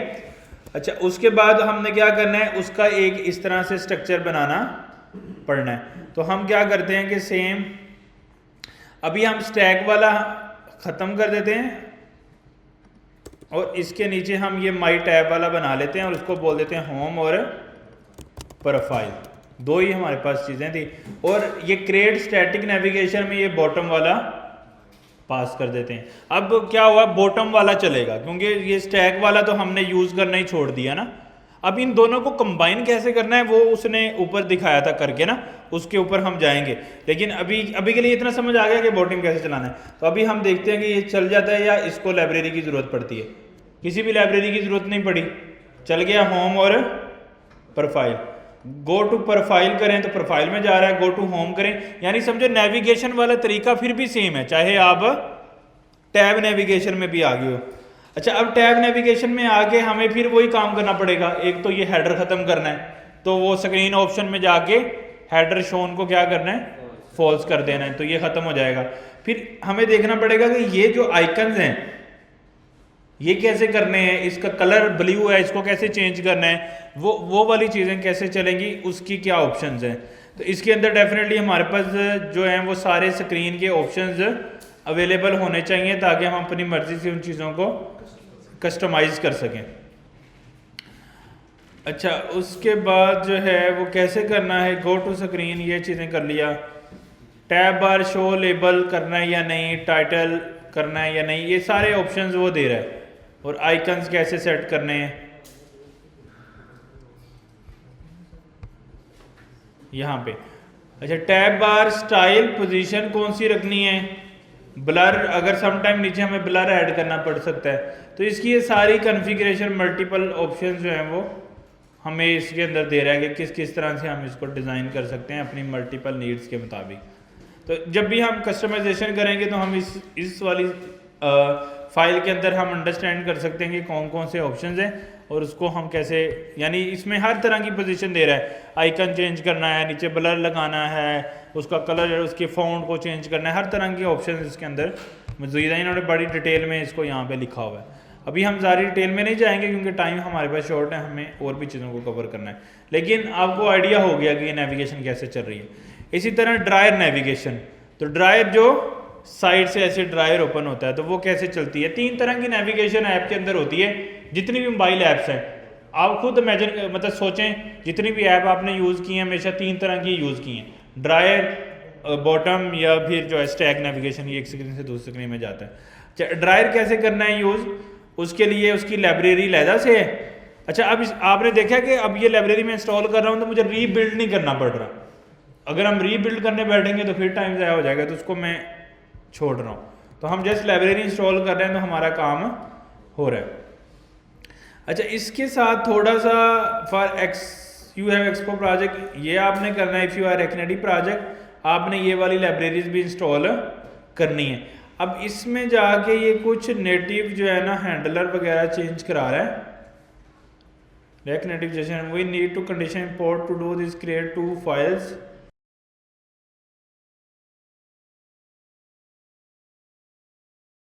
अब इसमें वो क्या कह रहा है कि वार्निंग आपको, if you are building Android iOS, do not skip this step or your app may be crash in production if you works fine in development, this is not application to the. आपको वो कह रहा है ना कि port install करो, तो इसका मतलब क्या है, इसने नेटिव में जाके चेंजेस किए हैं, तो अगर नेटिव में किए हैं तो हमें दोबारा क्या करना पड़ेगा, रीबिल्ड करना पड़ेगा। तो अब अगर हम ये वाली लाइब्रेरीज भी इंस्टॉल कर लेते हैं ड्रायर के बाद, तो ये नेटिव में कोड रखेगा और वो क्या कह रहा है कि रूट पे आप एक फाइल बनाओ, जेस्चर हैंडलर, बिल्कुल रूट पे एक फाइल बनाओ, उसका नाम क्या दो, ये वाला, और उसके अंदर ये वाला कोड वगैरह प्लेस कर दो, ठीक है। और एक और फाइल बनाओ और उसका नाम रखो जेस्चर हैंडलर डॉट JS, और उसमें ये वाला कुछ कह रहा है वो करने को, पर वो हमें करने की ज़रूरत नहीं है। और ऐप डॉट या इंडेक्स डॉट JS के अंदर आके इस फाइल को वो कह रहा है इंपोर्ट करो। तो हम क्या करते हैं, इंडेक्स में आके इंपोर्ट कर देते हैं, ऐप में कर दें, इंडेक्स में कर देते हैं मेरे ख्याल से, इंपोर्ट जेस्चर हैंडलर, ठीक है। लेकिन स्टिल उसने कहा था कि अगर आपकी ऐप चल भी जाती है, अबल तो चल नहीं रही, क्रैश ही आ रहा है, तो अगर वो कह रहे थे चल भी जाती है फिर भी रीबिल्ड करना पड़ेगा। तो अब हम इसको रीबिल्ड करेंगे npm run एंड्रॉइड।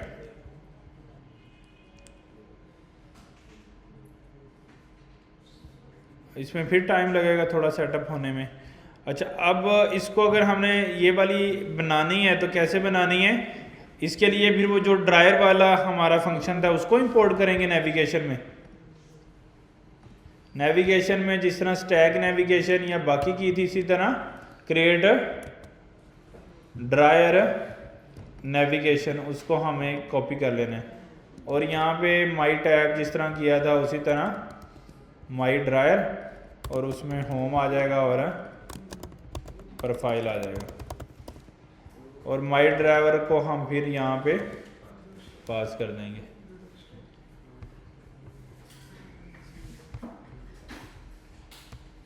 इनिशियल राउट नेम भी बता सकते हैं क्या होगा, वो होम होगा, वो हम यहाँ पे इसको बता देते हैं। टाइम लग रहा है लेकिन मैंने आपको यहाँ पे सेटअप कर दिया। लेकिन अब ये तीनों नेविगेशन लहदा अब टैब नहीं चल रही, अब ड्रायर चल रहा है, वो चीज़ें। अब इन तीनों को इकट्ठा अगर करना हो तो हम कैसे कर सकते हैं? उसके लिए अगर आपने लास्ट वाला ये वाला यहाँ पे आए ना, अगर टॉप पे नेविगेशन नेविगेटर्स, तो इसमें उसने तरीकाकार बताया कि आप अपने टैब्स वाले को रूट स्टैक वाले के अंदर एक स्क्रीन के अंदर डाल सकते हैं। जैसे स्क्रीन के अंदर आ गए होम टैब्स, तो इसके अंदर आपकी टैब जो है वो चलने लग जाएंगी। सही है। उसी तरह आप ड्रायर को भी एक स्क्रीन के अंदर डाल सकते हैं, उसका कोई भी नाम रख के ना। तो हम क्या करते हैं, इस रूट वाले को नीचे ले आते हैं ताकि ये दोनों जो है वो ऊपर यूज़ हो जाए। और इसके अंदर हम क्या करेंगे, एक स्क्रीन होम है अगर, तो इसमें डेफिनेटली फिर हमें होम वगैरह नहीं रखनी पड़ेंगी। इनकी स्क्रीन्स को भी चेंज करना है ना, सारी स्क्रीन सेम तो नहीं हो सकती। तो इनकी स्क्रीन को मैं अभी के लिए अबाउट कर देता हूँ, और एक को कर देते हैं फीड, चाहे कंपोनेंट सेम भी कॉल कर लें। और ड्रायर में कर देते हैं सेटिंग्स, और एक को कर देते हैं कॉन्टैक्ट या प्राइवेसी। टेक्निकली तो इनके कंपोनेंट भी आगे से चेंज होने चाहिए। और ये आ गया। और अब माई ड्रायर को हम यहाँ पे होम के अंदर आगे डायरेक्टली माई टैब चला देते हैं,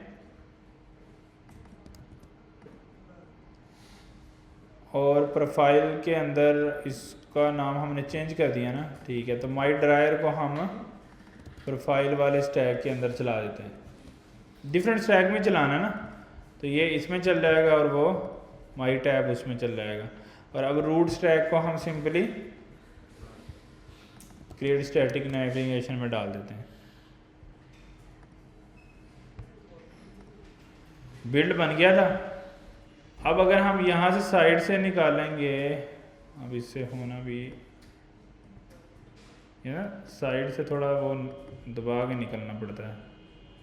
लेकिन टेक्निकली अब आप देखेंगे हमारा टैब नेविगेशन भी आ रहा है, क्योंकि इधर अबाउट लिखा आ रहा है ना।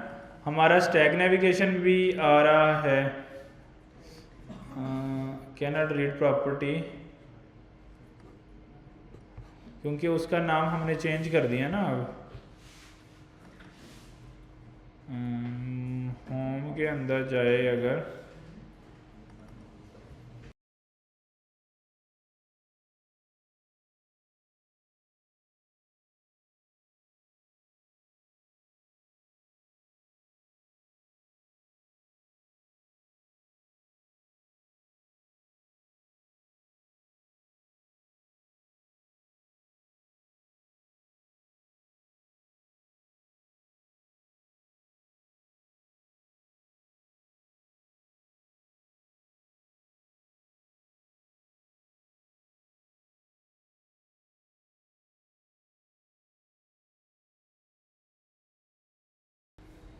सही है। तो अब हमारे पास तीनों जो है ना वो चल रही हैं। इसको यहाँ से थोड़ा सा प्रेस करके ड्रायर ओपन करना पड़ता है, या फिर उसका फंक्शन हम कॉल कर सकते हैं open dryer. Normally gesture handler से होता है, इसको हम थोड़ा सा इधर को नेविगेट करें ना तो वो आ जाता है खुद ही। अगर आप उसको लेके आना चाह रहे हैं मैनुअली, फिर भी उसका फंक्शन होता है ओपन ड्रायर करके, तो उसको जब हम कॉल करते हैं तो ड्रायर ऑटोमेटिकली भी शो हो सकता है अगर हम करना चाहें तो। लेकिन इस तरह से हम मल्टीपल नेविगेशन को एक ही स्क्रीन के अंदर ऐड करके अब इसमें हम जितनी भी स्टैक नेविगेशन है, अगर हमारे टैब्स हैं वो टैब्स में मैनेज कर लेंगे, ड्रायर को ड्रायर में मैनेज कर लेंगे, उस सब को ला के स्टैक पे मैनेज कर लेंगे, जो बाकी की उसके अंदर स्टैक्स होंगे वो। अब इस टैब के अंदर भी हम मल्टीपल स्टैक नेविगेशन बना सकते हैं, नेस्टेड अगर बनाना चाहें, ताकि वो उसी स्टैक के रिलेटेड हों। तो ये सारा वन गो में हम इधर सारा इसको सेटअप करके एंड पे क्रिएट स्टैटिक नेविगेशन को देते हैं, तो वो रूट स्टैक के अंदर चलने लग जाता है। तो ये इसका मेजर जो है वो फ्लो है। अच्छा, उसके अलावा यहाँ पे और चीज़ें जो हैं,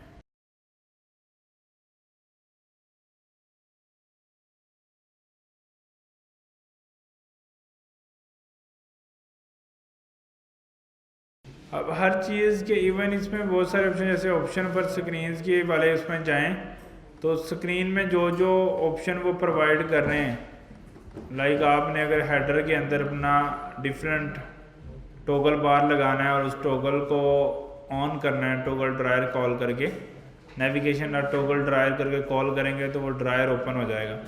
तो वो ऑप्शन इसके अंदर अवेलेबल है। उसके अलावा आप जो है वो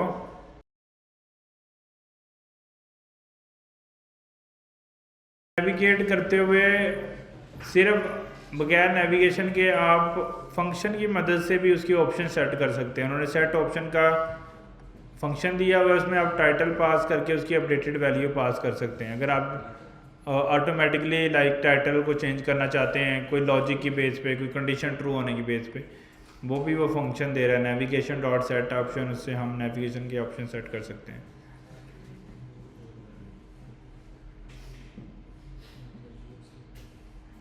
मेजर जो है वो नेविगेशन में यही है, बाकी हमें फिर जैसे जैसे ज़रूरत पड़ेगी फिर हम इसको मज़ीद एक्सप्लोर कर सकते हैं। तो आप लोग इसको सेटअप करें, अपने एंड पे कोई एरर्स आता है तो उसको हम फिगर आउट करेंगे। नेक्स्ट अब हम जो इसमें कन्फिगरेशन करनी है अपने प्रोजेक्ट में वो है रिडक्स की।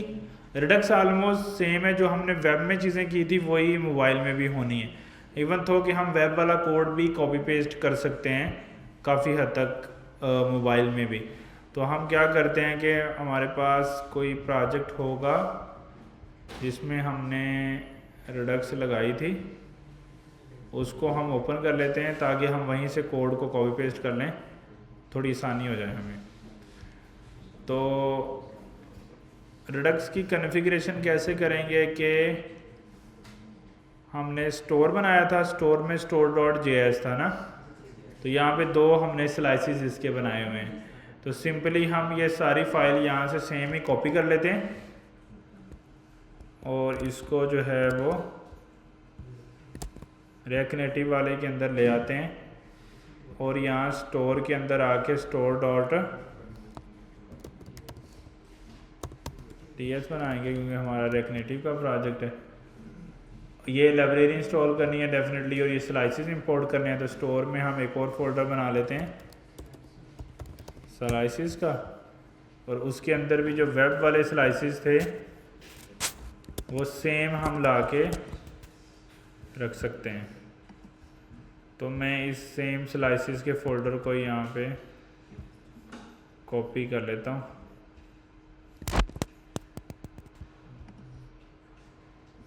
पेस्ट, इसको मैं डिलीट कर देता हूँ, इसका नाम कर देते हैं स्लाइसिस।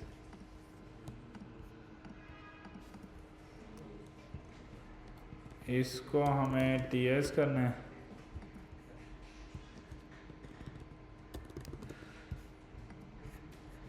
ठीक है। और अपने प्रोजेक्ट के अंदर यहाँ पे बाकी चीज़ें हो गई हैं। तो अब ये एक तो ये लाइब्रेरी इंस्टॉल करनी है, तो हम इसको simply npm install Redux tool kit से इंस्टॉल कर सकते हैं। अब हमारी स्लाइसिस जो है उसमें ज़्यादा कोड लिखा हुआ है, क्योंकि हमने उसमें कॉन्फ़िगरेशन चीज़ें और फायरबेस वगैरह भी यूज़ की थी, तो उसको हम सिंप्लीफाई कर देते हैं, क्योंकि वो सारी चीज़ें हमें अभी नहीं चाहिए, है ना।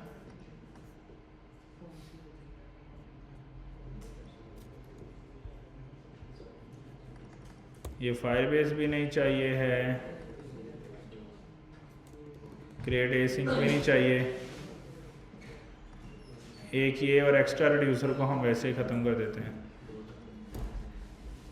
अभी यानी हम वो काउंटर टाइप एप्लीकेशन बना के देख लेते हैं ना रिएक्ट नेटिव में, ताकि आइडिया हो जाए। और सेट यूज़र और स्लाइस बाकी चीज़ें जो हैं वो वैसे ही चलती रहेंगी। इसी तरह फीड स्लाइस में से ये सारे ख़त्म हो जाएंगे।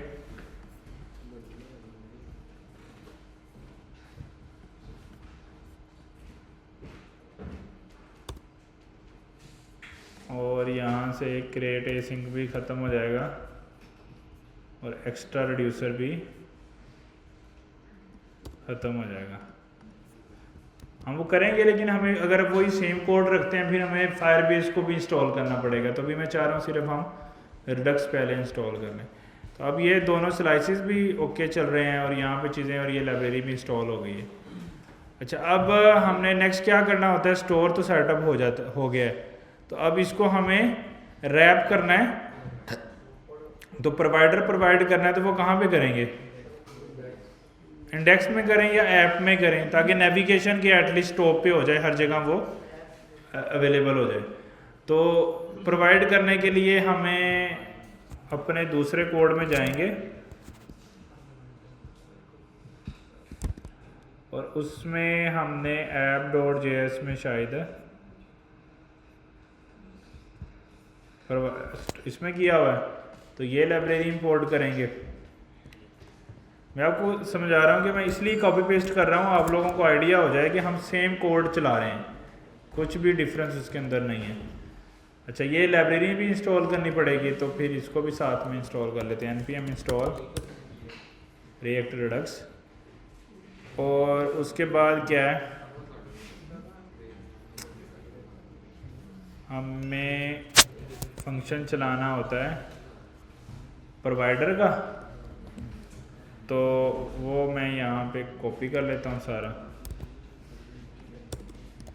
पेस्ट, और इसके अंदर जो है ये ऐप को नेविगेशन में कर देते हैं और स्टोर को हमें इंपोर्ट करना है।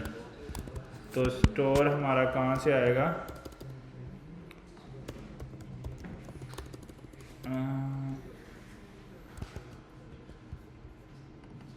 सोर्स में, स्टोर में और store.js। ठीक है, तो ये भी हो गया। तो अब हमारे पास टेक्निकली अगर कोई एरर अपीयर नहीं होता, तो इसका मतलब ये है कि हमारा कोड सक्सेसफुली इंटीग्रेट हो गया। एप्लीकेशन चल रही है तो इसका मतलब चीज़ें चल रही हैं। तो अब हम होम वाले के अंदर जाके किसी एक स्टेट फीड वाले में रख लेते हैं, जो स्लाइसिस 2 बनाए थे ना हमने, तो फीड वाले स्लाइसिस के अंदर से एक यहाँ पे कोई नेम रख लेते हैं की या यूज़र नेम, और रिडक्स में भी मैं अपना नेम इसमें रख देता हूँ। तो ये प्रिंट अगर हम कराना चाहें होम स्क्रीन पे तो कैसे कराएंगे, होम स्क्रीन में जाएंगे, फिर कांस्टेंट यूज़र नेम लेना है। कहाँ से लेना है यूज़र नेम, यूज सेलेक्टर से, और उसके अंदर क्या आएगा, स्टेट आ जाएगी पूरी या स्टोर आ जाएगा। तो state dot feed dot user name, ठीक है। और इसको हम जो है वो गो टू प्रोफाइल के साथ डाल देते हैं। अगर तो ये आ जाता है, नहीं, एक तो यूज सेलेक्टर इंपोर्ट हो गया है, स्टोर का तो स्टेट वेरिएबल का नाम पैरामीटर में तो कुछ भी हो सकता है ना, तो हमें बस देखना है ये फीड एग्जिस्ट करता है या नहीं। मेरे ख्याल से फीड स्लाइस होगा, टेक्निकली फीड स्लाइस होगा ना। ये हमें कहाँ से नज़र आएगा, स्टोर में, तो उसका नाम हमने क्या रखा हुआ था, फीड स्लाइस। तो हम जाएंगे होम के अंदर और इसको क्या कर देंगे, फीड स्लाइस। तो आ रहा है, तो इसका मतलब है ये चल रहा है।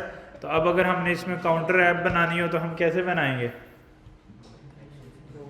अब तो सबसे पहले तो ये देखेंगे कि हमें एक्शन कौन सा बनाना है, एपीआई वाला या कंपोनेंट वाला।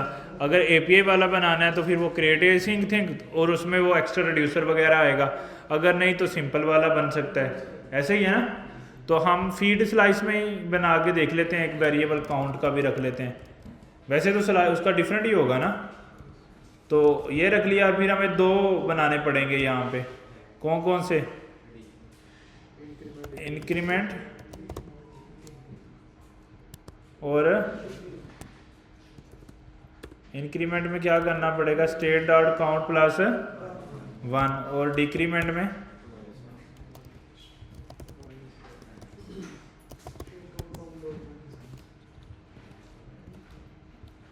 State dot count minus 1। तो ये एक्शन यहाँ पे मुझे फिर एक्सपोर्ट भी करने पड़ेंगे ना, इंक्रीमेंट और डिक्रीमेंट।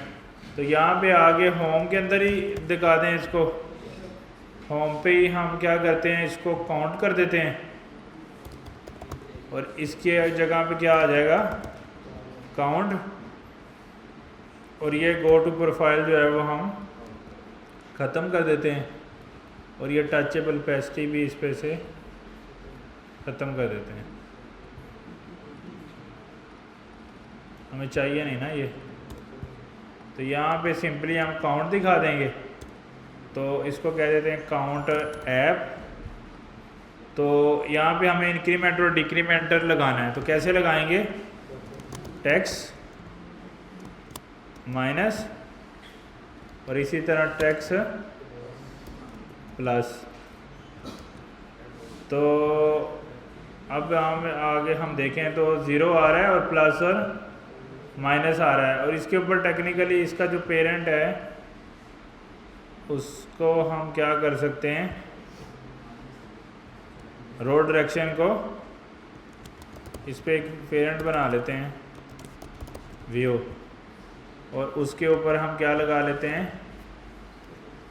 स्टाइल फ्लेक्स डायरेक्शन रो।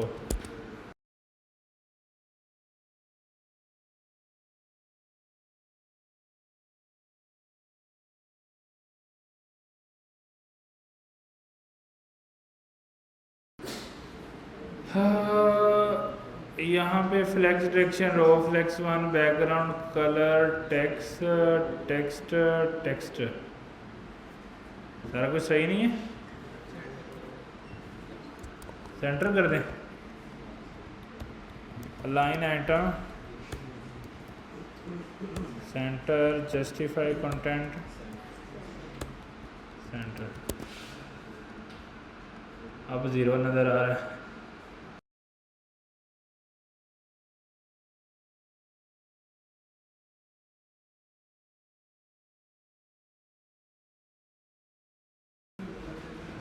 अब आ रहा है, ठीक है। तो उसके पेरेंट पे हमने एक्चुअली नहीं डाल रहा था, इसलिए हुआ।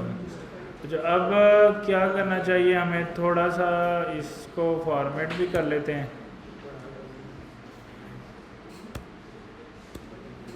तो इसके ऊपर थोड़ा स्टाइल डाल के इसका फ़ॉन्ट साइज़ जो है वो मे बी 50 कर लेते हैं।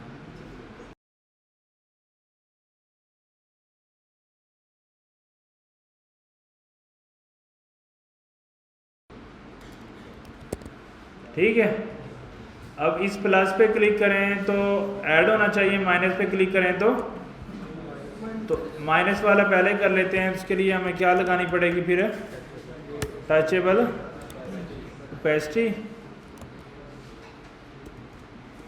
और उसके अंदर हमें टेक्निकली ये पेस्ट करना पड़ेगा और उसके ऑन प्रेस पे हमें एक्शन चलाना है। तो एक्शन हमें फिर बनाना पड़ेगा, वो कैसे बनाते हैं, डिस्पैच लेना पड़ेगा और उसमें क्या आएगा, यूज डिस्पैच। और ये इंपोर्ट कहाँ से होगा, रिएक्ट रिडक्स से। और हमें फंक्शन कौन सा चाहिए जो पास करना है इसमें, डिक्रीमेंट वाला ना, डिक्रीमेंट स्लाइस में से, और वो हम डिस्पैच के अंदर उसको कॉल कर देंगे। ऐसे ही है ना, ये जो डिस्पैच फंक्शन बनाया है इसमें हम इसको कॉल कर देंगे। तो सेम इसी तरह हमें इंक्रीमेंट वाले पे का अब देख लें ज़रा चल रहा है या नहीं। डिक्रीमेंट पे लगाया ना, तो डिक्रीमेंट हो रहा है, उसमें हमने क्या किया है, स्टेट डॉट काउंट माइनस, ऐसे कर लें, स्टेट डॉट काउंट -1। तो माइनस हो नहीं रहा, होना तो चाहिए ना। क्या मिस्टेक हो रही है, डिस्पैच के अंदर हमने, अच्छा फंक्शन को कॉल भी तो करना है ना।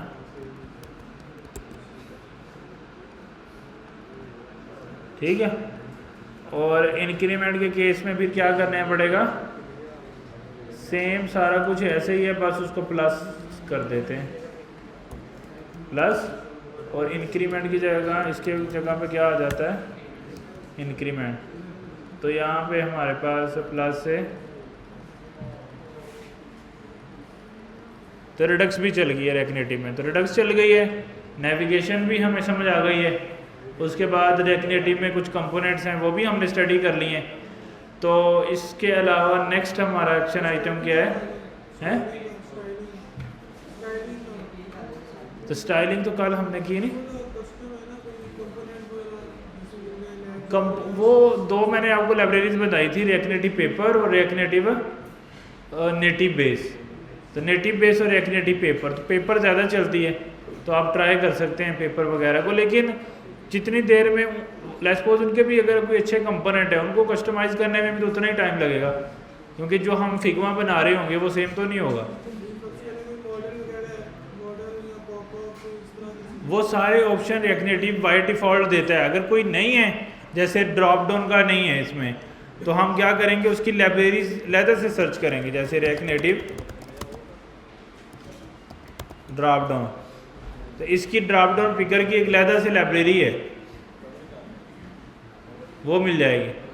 अब कुछ बताओ मुझे वो नहीं है, तो उसका एक स्पेसिफिक एलिमेंट मिट जाएगा, उसका एक छोटा सा साइज होगा, तो वो हम लाइब्रेरी यूज़ कर सकते हैं। कोई भी आप बताओगे ये चीज़ मुझे करनी है और रेकनेटिव के कंपोनेंट में मुझे वो नहीं मिली, तो रेकनेटिव आगे उस चीज़ का नाम आपको उसकी एक छोटी लाइब्रेरी एक कंपोनेंट के तौर पे मिल जाएगी, तो वो हम यूज़ कर लेंगे। तो हमें ड्रॉप डाउन चाहिए था, तो ये ड्रॉप डाउन पूरा बना हुआ हमें मिल जाएगा,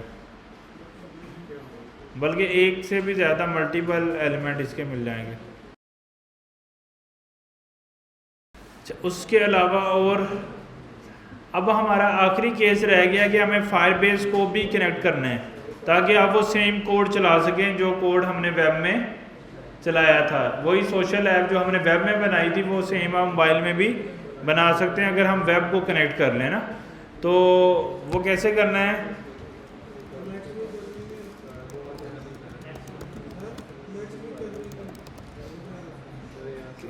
नेक्स्ट वीक कर लें। मैं चाह रहा हूँ आज फायरबेस ख़त्म हो, दूसरे बच्चे ऑलरेडी नहीं आए अभी, तो हम फ़ायदा उठाते हैं।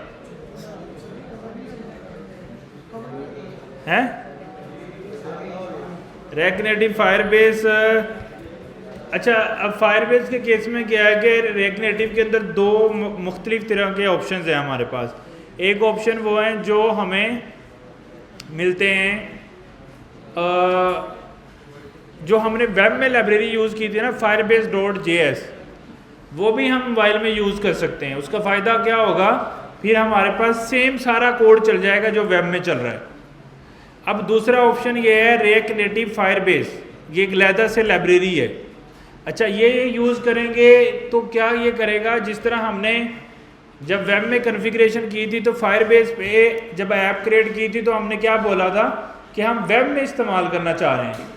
तो अगर हम वो firebase.js वाली लाइब्रेरी इंस्टॉल करेंगे ना, तो वो यही बोलेगा कि मैं वेब में हम लोग इंस्टॉल करना चाह रहे हैं। तो उसमें फ़ायदा ये होगा कि हमारा वेब का कोड ही मोबाइल में चल जाएगा। नुकसान ये होगा कि हमारी एप्लीकेशन नेटिवली यानी iOS और एंड्रॉयड लेवल पे कनेक्शन नहीं बना पा रही फायरबेस के साथ, तो परफॉर्मेंस आपको वेब जैसी मिलेगी। तो नेटिव परफॉर्मेंस फायरबेस की ज़्यादा अच्छी है। तो एक तो परफॉर्मेंस का गैप आता है, दूसरा एक इशू हमें आ सकता है, रिएक्ट नेटिव फायरबेस जो लाइब्रेरी है ना, ये हमें बहुत सारे फीचर देती है जो नेटिव में चलते हैं, जैसे ML मतलब मशीन लर्निंग के फीचर जो फायरबेस में हैं वो वेब में एग्जिस्ट नहीं करते, लेकिन ये लाइब्रेरी हमें दे देती है। फिर उसके अलावा हमें नोटिफिकेशन जनरेट करने होते हैं, तो नोटिफिकेशन की सर्विस भी फायरबेस JS में नहीं है, ये देगी। यानी कुछ ऐसी सर्विसेज हैं जो नेटिव लेवल पे मोबाइल में हमें चाहिए होती हैं, तो वो firebase.js में नहीं है। अच्छा, अगर हम इस लाइब्रेरी की तरफ जाते हैं तो सिर्फ एक ही नुकसान है, और वो ये है कि जैसे वहाँ पे ऐड डॉग था, इसके अपने फंक्शंस हैं, यानी वो वाले सेम फंक्शन हम यूज़ नहीं कर सकते। तो हमें अपना सारा वेब वाला कोड रीस्ट्रक्चर करना पड़ेगा मोबाइल के लिहाज से। अदर ऑप्शन ये है कि हम firebase.js इंस्टॉल कर लें और वही चला लें। तो दोनों ऑप्शंस हैं। अगर तो वही चलानी है फिर तो सेम सारा वेब वाला कोड मोबाइल में उठा लें, npm स्टाइल firebase कर लें तो वो सारा कुछ चल जाएगा। सेम कोड अभी मैंने आपको चला दिया ना रेडक्स को भी, तो वो वेब वाला भी फायरबेस सारा चल जाएगा। अदर ऑप्शन ये है कि हम ये नेटिव वाला इंस्टॉल करें। तो ये अब आपके ऊपर डिपेंड करता है कि हमें इसमें से आपको दोनों की प्रैक्टिस होनी चाहिए, क्योंकि समटाइम एक बहुत बड़ा वेब का प्रोजेक्ट होता है, हम उसको मोबाइल में कन्वर्ट करते हैं, तो फिर हम नेटिव की तरफ नहीं जाते, हम चाहते हैं कि वही कोड सारा कॉपी पेस्ट हो जाए, तो फिर हम firebase.js इंस्टॉल कर लेते हैं। और समटाइम हम चाहते हैं कि नहीं यार नेटिव फीचर मिलने चाहिए सारी चीज़ें, फिर हम रिएक्ट नेटिव फायरबेस की तरफ जाते हैं। तो दोनों ही यूज़ होती हैं बट डिफरेंट एंगल्स में। तो हम इंशाल्लाह नेक्स्ट वीक फिर इसको कर लेंगे, रिएक्ट नेटिव फायरबेस को इंस्टॉल, और इसको चला लेंगे और इसको देख लेंगे। होपफुली नेक्स्ट सैटरडे को इसको क्लोज करके फिर हम नोड की तरफ जाएंगे नेक्स्ट संडे से, ताकि हमारा मोबाइल वाला एक्सपीरियंस जो है वो ऑलमोस्ट हो गया। एक चीज़ मुझे और याद